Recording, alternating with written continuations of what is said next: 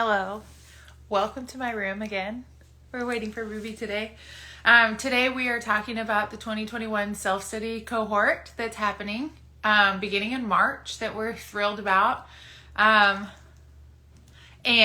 then what we're bringing in today is we're talking about 3 phrases to bring to your life. There's 4 to help cultivate trust for yourself, and in doing so, with each other. Hey, Ruby.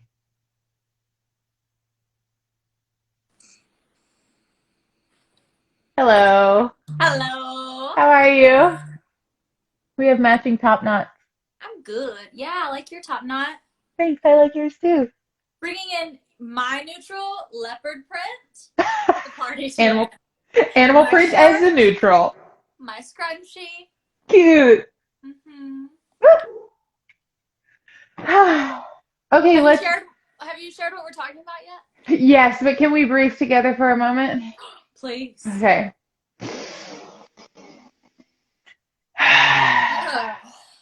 Yeah, so if you're joining us, and we love to hear your questions, we love to hear your comments.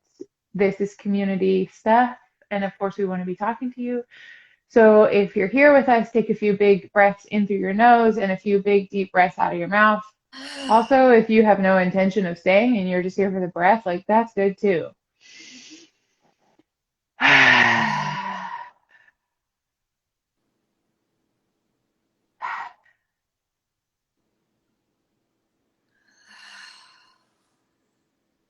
Yeah. Yeah, maybe checking in with your heart. How's your heart?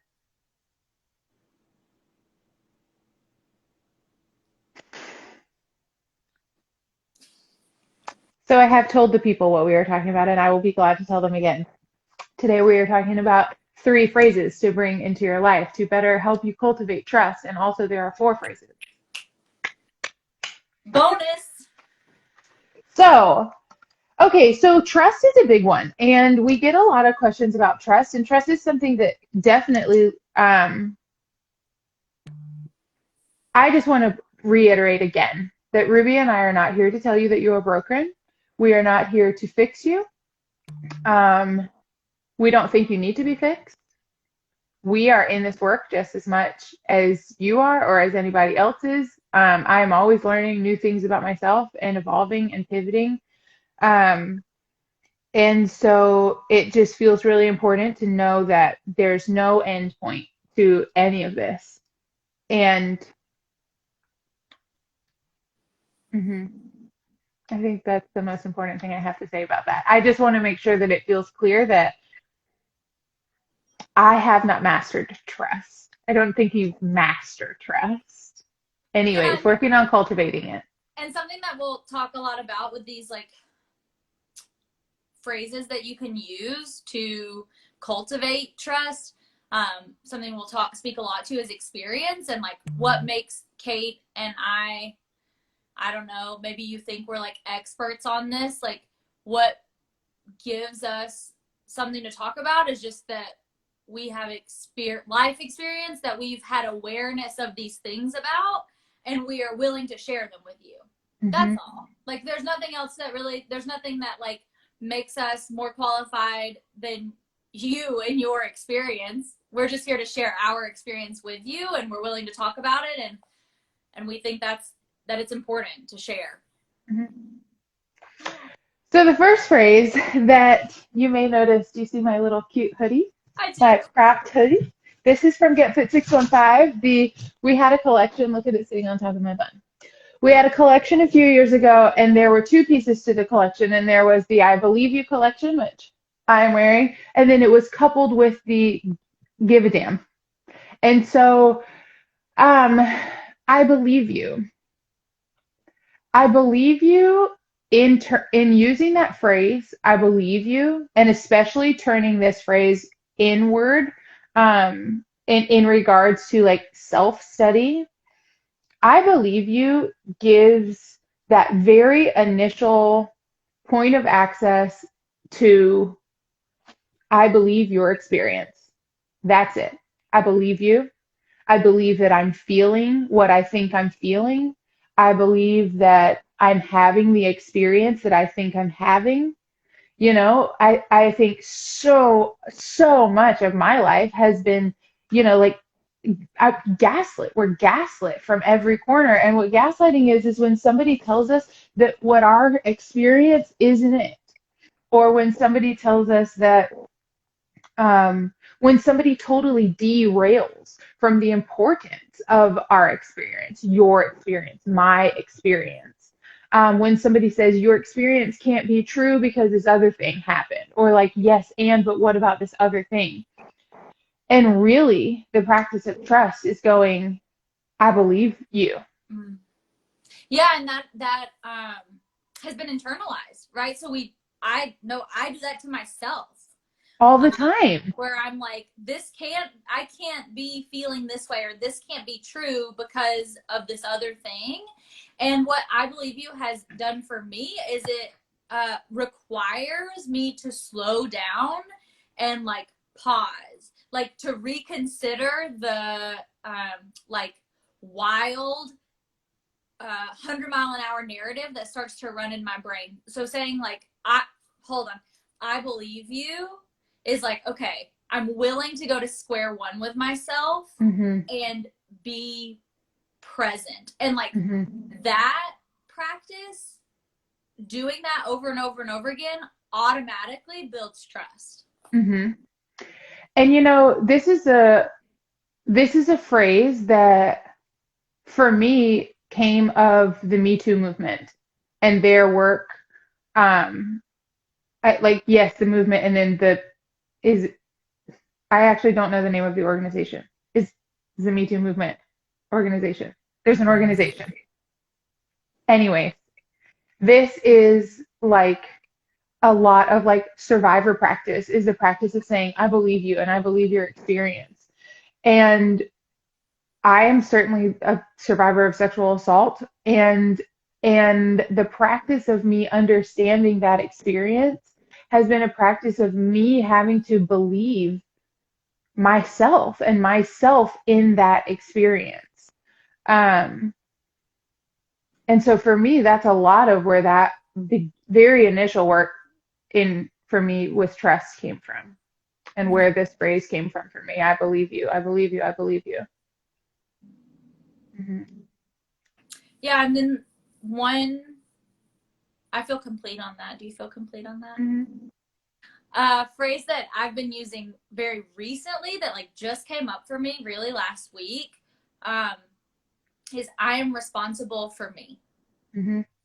And something that I've noticed in my life is that I don't know, something about the blend of all of my identities and all of the things about me makes me someone who often takes responsibility for other people and other things and puts it on myself. And I think that's a pretty common experience. Maybe you've experienced that. You feel like, how am I responsible for all of these things? And one of my like, I'm not, my fear of like not being good enough narratives is that like people won't think I'm responsible. And if I'm not responsible, then I'm like a bad person. And so something that's like really helped me center and trust myself is I'm responsible for me. Mm-hmm. And what I'm responsible for me gives me is a chance to shift my perspective into the realm of like, this life experience that I'm having is the only one that this iteration of me knows about. This is my one life, and I'm responsible for me. And at the end of the day, it is very important that I take care of myself and that I do what resonates for me. And so I'm responsible for me brings me into a place of trust by reminding me that like what other people think doesn't matter. Mm-hmm.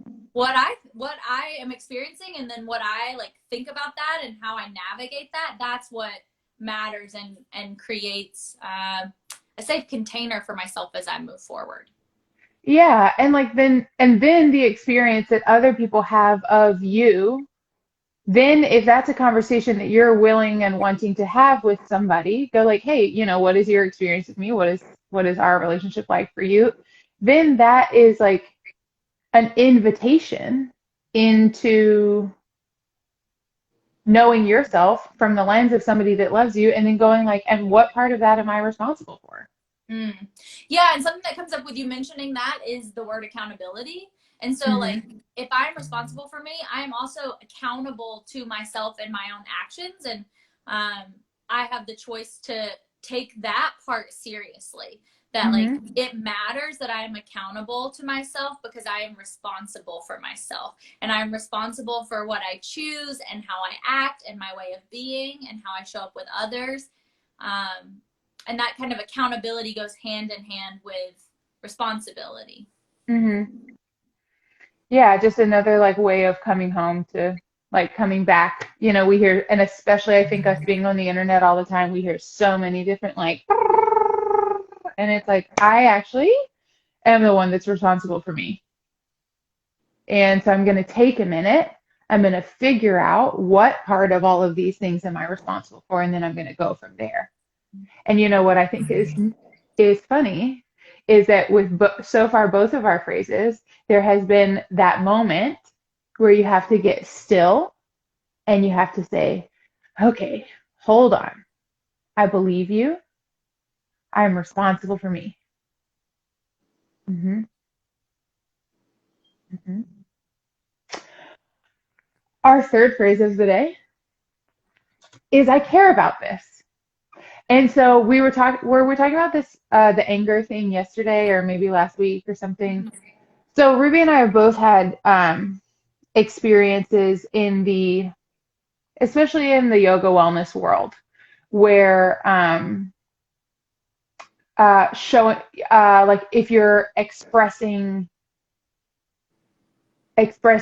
grief, expressing anger, expressing any sort of emotion, um, I've often been asked to bypass that emotion and get to the part that I care about, or the emotion that's more palatable.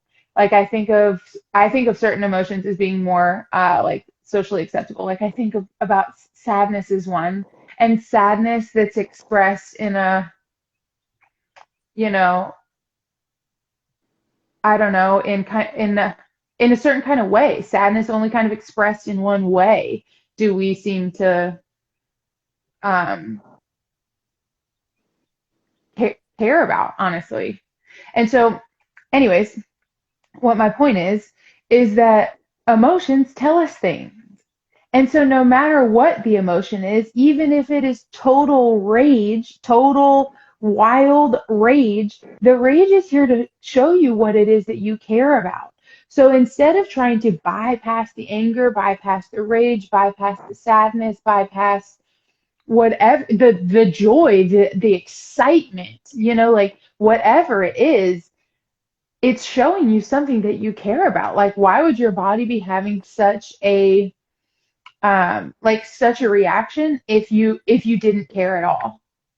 Yeah, and something about like I care about this too for me is like I feel like for a long time I tried to bypass those like more intense, stronger, like less palatable emotions uh to figure out why and kind of like solve. So I would immediately go from like, oh, this is a strong emotion that I really just like don't feel comfortable being vulnerable to express because I've been told that it's bad to feel this thing, if we're being honest. And then Mm-hmm. I would switch right up into up here above the neck of like, I've got to figure this out and fix this about myself so that this doesn't happen again because it means I'm like, I don't know, not enlightened or whatever.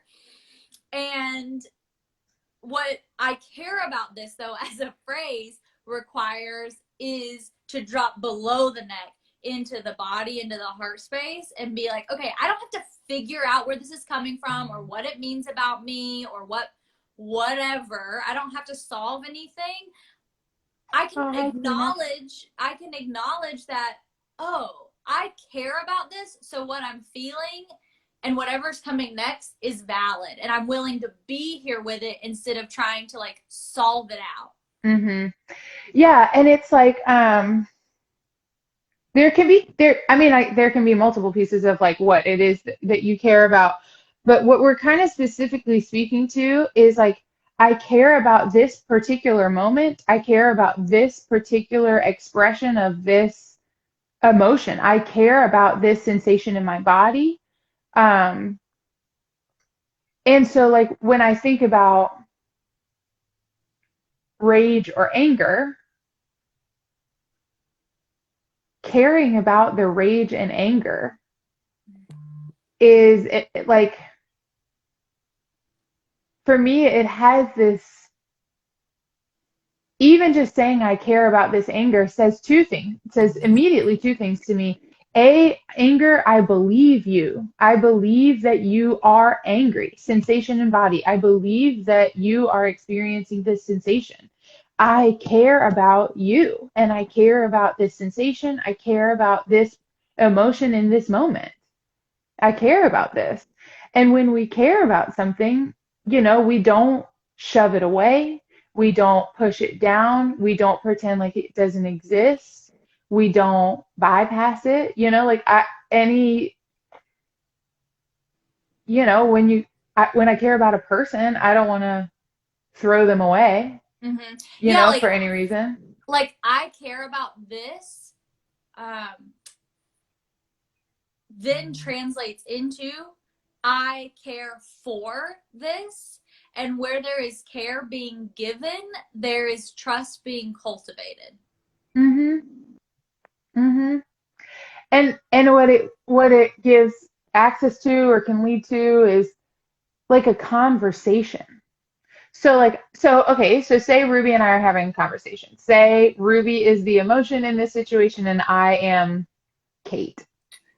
So if Ruby is screaming about something, yeah, there she goes. Wow, look at her go. If I genuinely care about it, I'm not going to ask her to, if I genuinely care about Ruby, I am not going to ask Ruby to stop doing that thing. I am saying, Ruby, I care about you and I am in front of your face right now, looking at you in the eyes, and I want to understand why you are upset. Keep telling me. I'm going to ask you some questions to help me understand where you're at. I hope that you will keep answering my questions, keep showing up with me.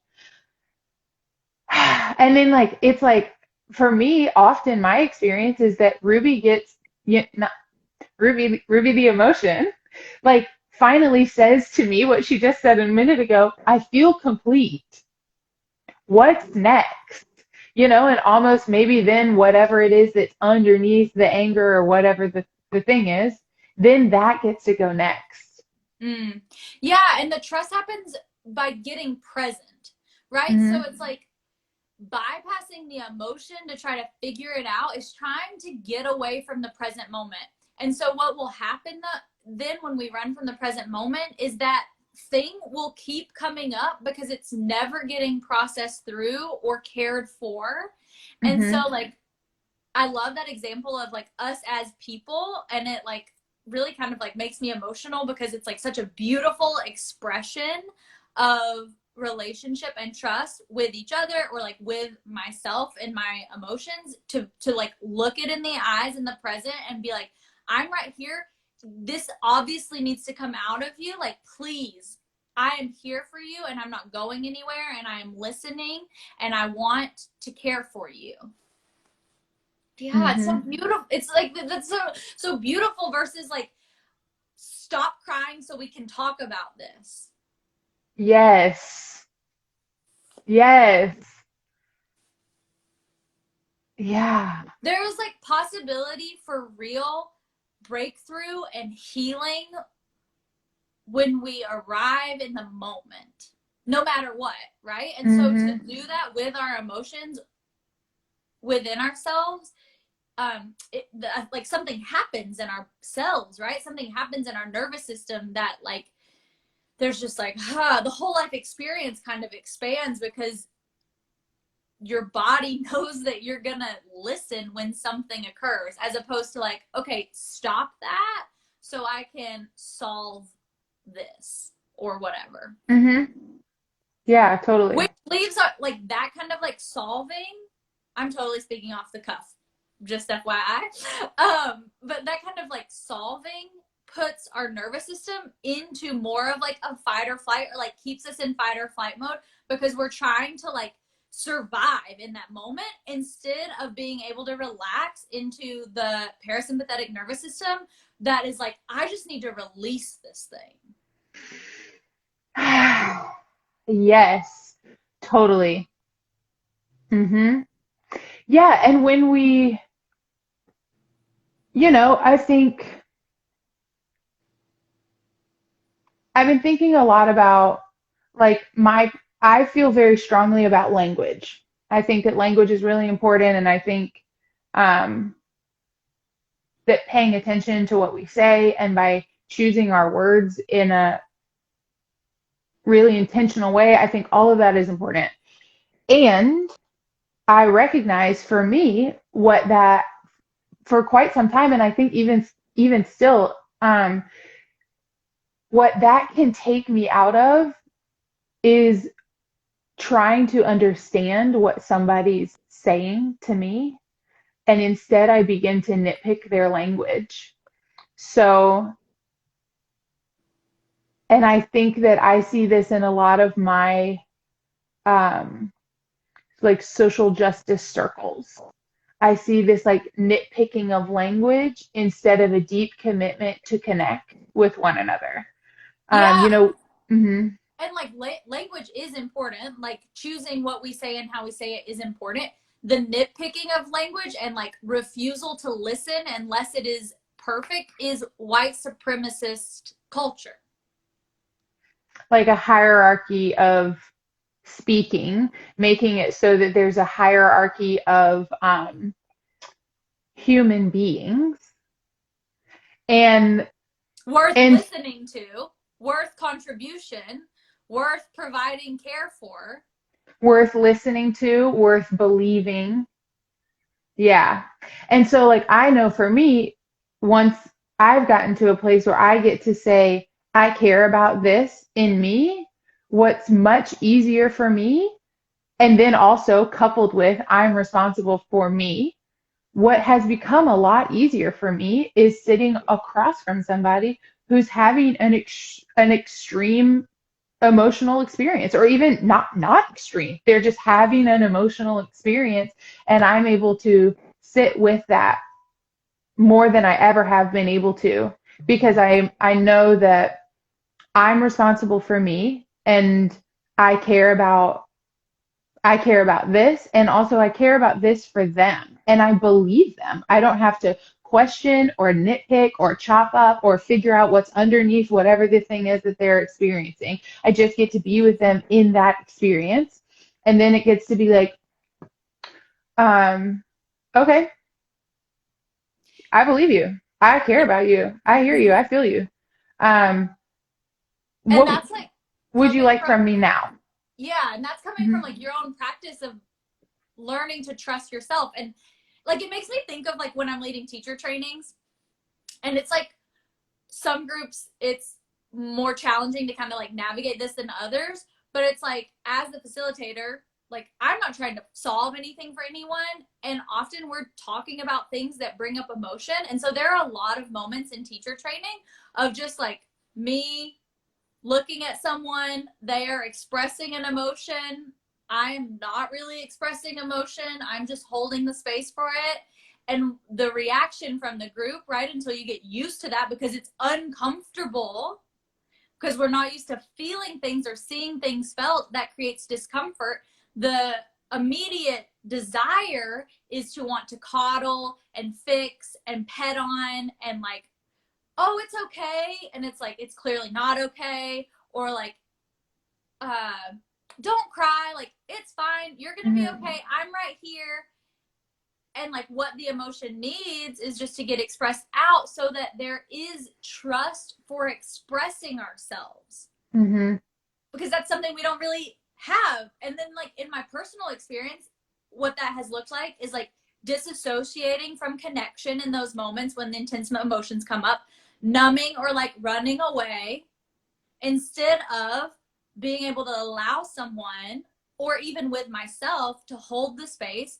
It's going to be uncomfortable, but it's worth it because I'm Mm-hmm. cultivating trust because I believe you and I want to believe you because I care about this and I want to care for you, Mm-hmm. whether I'm talking to myself or someone else, and because accountability and responsibility is right here. Mm-hmm.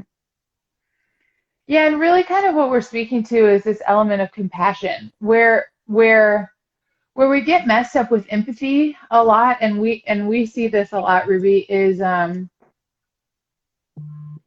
empathy all of a sudden is okay. So it's like the difference between empathy and compassion is like empathy is getting like stuck in your feelings. So Ruby is maybe having a sadness. And I go, Ruby, I've been sad before too, and here's why I've been sad. And then all of a sudden, I'm talking about my sadness. Ruby's like still sad, but also now she's like having to listen to my sad, and now we're both sad. And it's like, wait a minute, like, so Ruby's doesn't get to move through, mine obviously doesn't get to move through, and then we're just both like stuck in the sadness. And of course, there's a time and a place for empathy. I'm not saying that there's should be no empathy, and there also is a way to let that sadness like move through. And it's this like deep listening and this deep caring for this thing, like this. I don't want to necessarily say singular because it's often coupled with a bunch of different things, but whatever this one experience is. Does that make sense? Yeah, for sure. And like for me, compassion, this phrase really helped me when I think a yoga teacher here in Athens, Annie Markham, brought it into like my experience. Like compassion to me sounds like how human. What a human moment. This is very human. How human of you. How human of me. And then there's just like a softening of edges instead of this like urgency to over identify and help or Mm-hmm. fix. Save. Mm-hmm. Save from. Mm-hmm. Yeah, and like then when we show up to like save somebody, not only have we totally like left our own bodies, but we're also like again we get into that hierarchy of what are we responsible for? Well, and we do that by default, thinking that it makes us trustworthy or like builds trust, but it erodes trust. Mm-hmm. It doesn't feel safe for me to share with someone who is always trying to fix me. That doesn't Mm-hmm. feel safe. No way. Not in the slightest. Not in the slightest. What feels safe is for someone to, every time I come with something, that they say, I believe you, I care about you are responsible for you, and I am here to hold you accountable however you need that to be. That And feels good. you're not alone. Yeah. I am here always. Yeah. Mm-hmm. Mm-hmm. Yeah. Yeah, and so that last piece, especially too, like talking about being in relationship with people, leads us to kind of like that last piece that we wanted to speak to, which is like learning to share from our own experiences, because that's what it's like I said at the beginning, like that's what we're experts on is our own individual experiences. And so if the time comes that you're like in dialogue with someone and someone's going through something, and maybe even, too, like with yourself, is being honest about it and being able to come from my experience with this is XYZ. And then what that does is leads to deeper understanding, which is different than logically trying to solve and fix and figure out and save. Mm-hmm. And what I like about we wrote down like saying like for me, blah blah blah blah blah, or like my experience around that is, and like if you watched our IG live yesterday, you'll know that Ruby and I got to be together this weekend, which was so lovely. And part of what we got to do was move together, which was so lovely. We got nice and sweaty doing some jumping jacks, and somebody that we were with, we were like talking about the class that we took afterwards, and somebody that we were with said like, like I like it when teachers do blah blah blah blah blah. Like this is what I like. And I got to just say like, like for me, I don't need that. And so then even in that moment, that got to put into perspective. There are lots of different likes and preferences and opinions. It doesn't make any of ours correct, but it does speak to my experience. So say this gal and I have very different needs from a teacher. That means now we know what those needs are and we can look for those qualities in a teacher who can like best serve us. Like we can get our needs met better when we understand that they're um, like a personal preference and like opinion or a way of being. It's easier to get those needs met when we understand that there's a variety of them. Does that make sense? Mm-hmm. Hmm. Yeah, and so like even for ourselves, when I get to say like, well, my experience is this, and then if somebody comes at me with like a wildly different experience, I get to be like, I had never thought it would be like that for somebody. Thank you so much for sharing that with me. I And believe you.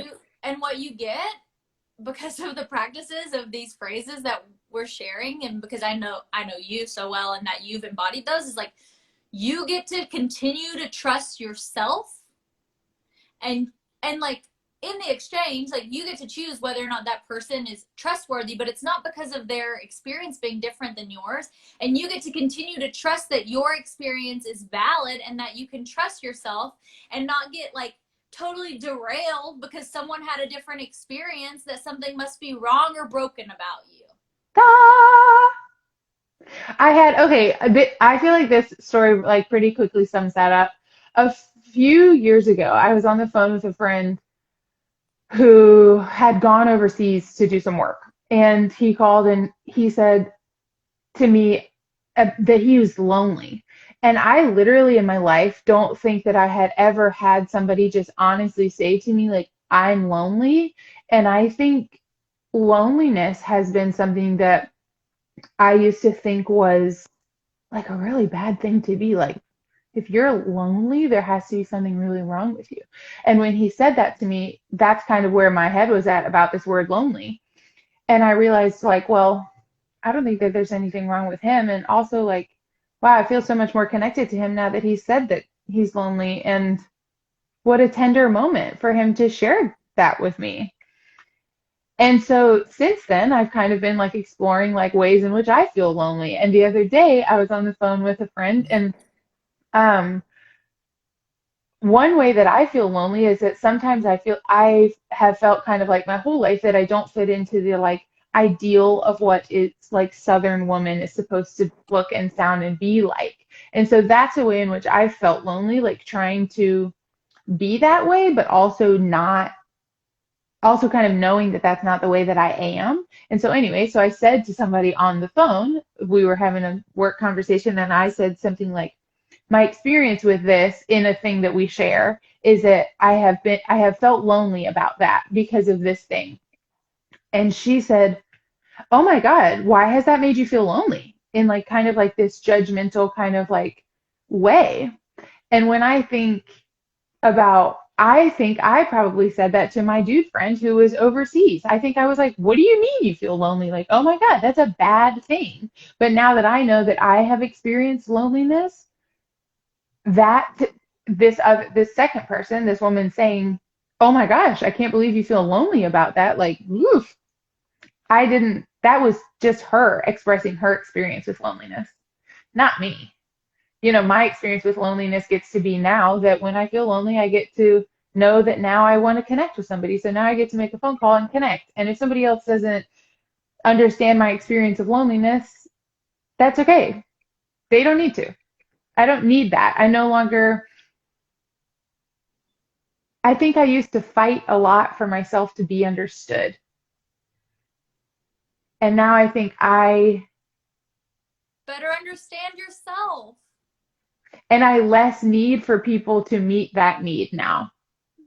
And I less need to like vocalize it and be like, but are you getting what I'm saying? And I could just be like, it seems like maybe they don't get this right now. And if they want to ask me a question to better understand it, then they can. And if they don't, that's okay too. Yeah, that really, really, that part really resonates with me. And you know what that feels like? Peace. Hmm. Hmm. Yeah. And so this is like what we're talking to, and these phrases, like you can apply them to your life starting right now. And Hmm. it's also like the kind of container and the kind of work that we will be up to in the self study program. And we would love to have you. And also, I want to say, like, if this conversation resonates with you, or you think it would resonate with someone you know, share it. Hmm. It's so simple. Yeah. And it takes intentional, consistent practice that often feels clunky, that goes through phases of feeling like you're wearing your shoes on the wrong feet. That's a great way to put it. I felt like that for some time. Especially when it comes to like cultivating trust, which really requires slowing down, presence, and like really showing up and holding like the space for yourself or someone else. And that feels like wearing your shoes on the wrong feet for a while. Hmm. Especially because you're stepping out of what maybe the way that it's always been with yourself, with somebody else, with the community or whatever. And that is an uncomfortable place to be and an extremely necessary inventory that we need to be taking. Mm-hmm. What is the way that it has always been done, and how are we going to intentionally step out of that because we see the way in which it harms us and our communities and our relationships and our connections? Am I going to do the work to cultivate trust and courage in order to make the change that I want to see in the world a reality in my own life? Mm-hmm. Because we cannot change the world without changing ourselves. The work that we do on ourselves is the work that we do on the world. Yeah, it makes me think of like last little analogy for the day. It makes me think about like when you've had a pair of Birkenstocks for like 8 years and they're just like so comfortable you can hardly tell you're wearing them, but you know that like the tread is worn and you slip up outside a few times and you're like, I gotta get a new pair of Birkenstocks. And then you get the new pair and you're like, these are so uncomfortable. Will I ever like to wear Birkenstocks ever again? But you have to wear them until they wear in enough that you're like, oh, this is my new pair and it's so much more equipped and I'm not going to slip and they're comfy eventually. Eventually, and maybe they give you blisters and shit Blisters. first. Okay, cute. Yeah. Cute. Okay, so come get some blisters with us in the self-study program. What we're teaching you is how to care for the blisters. Oh, yeah. To not Cute be afraid blisters. of them, you know? Yeah. Because blisters are here to protect you. Isn't that funny? If we're still talking about blisters, it's going too far. Kate has taken it too far.